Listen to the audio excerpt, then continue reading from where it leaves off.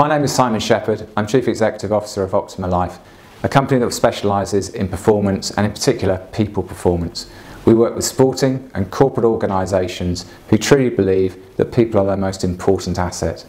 We work with organisations where KHPIs are just as important as KPIs. That's key human performance indicators, because after all it is the human beings that deliver those KPIs.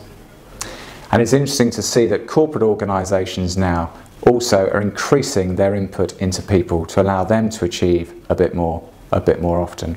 Resilience is without doubt one of the buzzwords in my field of 2014. Any of the programs that we run rely on leadership. They rely on authenticity coming from the top. Far too often clients actually put something in place to tick a box.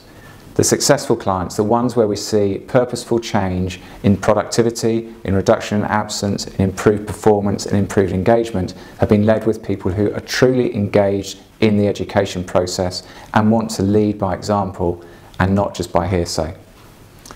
I speak to a lot of HR directors and they seem to have a number of challenges around people. One of the biggest challenges is ageing. People are living for longer and therefore the average age of the workforce is increasing. Companies will need to take care of this ageing population. The second challenge is absence. Sickness absence has reduced over the last 10 years, but the phenomenon of stress and the impact that has on organisations, and equally this phenomenon of presenteeism, people turning up for work, potentially not performing at their best, and spreading their germs around the place, is a real challenge too. Just to give an example, in the NHS, over 10 million working days are lost a year. This equates to something like £1.5 billion lost just purely on sickness absence. Productivity and performance are key issues for everyone across a business. So looking after those key individuals in your organisation, your leaders, your managers, is critical if you want to have resilience and success. At Optima-Life we run a whole host of education programmes, and the place we often start is around language. I thought this would be a good opportunity just to help you define the language within your organisation. And I thought we'd just look at three words: well-being, resilience and stress. Well-being. There are well-being boards these days, there are well-being supplements, there are well-being specialists. Organisations have well-being champions. But what does this word mean to you? I'm just going to give you my view, and it's one word: content. If you're content emotionally, if you're content intellectually, if you're content physically, and if you're content psychologically, then you've probably reached a good sense of well-being. Resilience, the word of 2014. We now have people who are resilience directors in certain businesses. I saw a colleague of mine on LinkedIn this week and he was described as a chief resilience officer. So what is resilience? Some people talk about bounce back ability.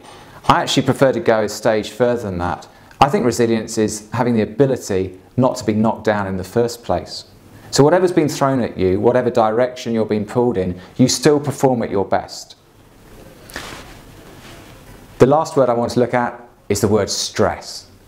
Something that's rampaging through offices in the Western world. It's one of the most significant causes of absence, and it certainly has links in with a whole host of medical conditions. There are also social implications. If we think when we're stressed and fatigued, we tend to change our behaviour. And if we think that friendships, that could be with colleagues, it could be with social groups, it could even be with family, were built on certain behaviours.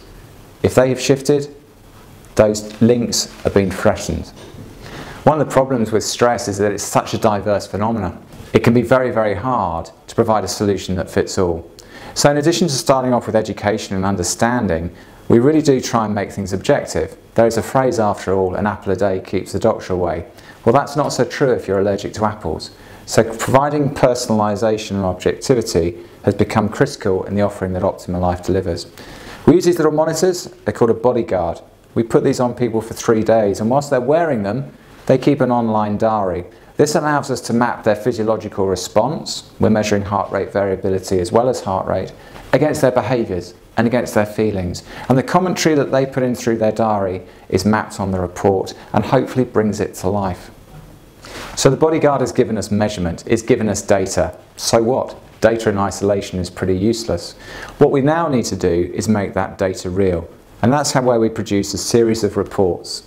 These reports allow us to show people exactly when they're stressed, when they're loaded, when they're exercising, the level of exercise, how many calories they expend, when they're sleeping, but equally important, how well they're sleeping. A lot of people are very good at resting. Not so many people are good at restoration. The programs we run within organisations look at 7 key areas. We call them the 7 pillars of resilience or 7 pillars of performance. We look at the brain, psychology, positive thinking.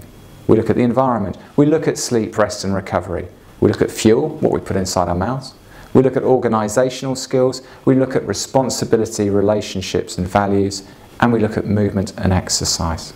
And it's interesting, everyone knows what to eat, everyone knows how to exercise, but it's those slightly more intangible ones around organisation and values that are often the silent drainers, the things that sit underneath the surface and really tug away and put load through our systems and eventually cause us to break. The other benefit of using technology is it really helps us evaluate outcomes.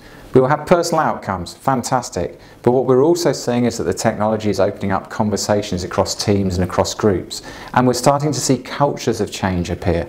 Behaviour change is fantastic, cultural change is a really great result. One of the biggest changes we see is actually people's ability to cope. Loads happen, you know, the M25 is always going to be there, the Northern Line is never very good. I can't change those. But people's understanding that coping is a thing to aim for. The loads are always going to be there. Let's try not to fight them. So January is obviously the time when a lot of people make resolutions, these sort of nebulous things that come out of our mouths and so often by February have disappeared. When I talk to organisations, I put a challenge out there. Interested or committed? If I ask you whether you're interested in health and happiness, whether you're interested in well-being, whether you're interested in performance and purpose at work and away from it, I'm sure you'll stick your hand up. My challenge to you as an individual, and equally for your organisation as a group, is to shift from interested to being committed.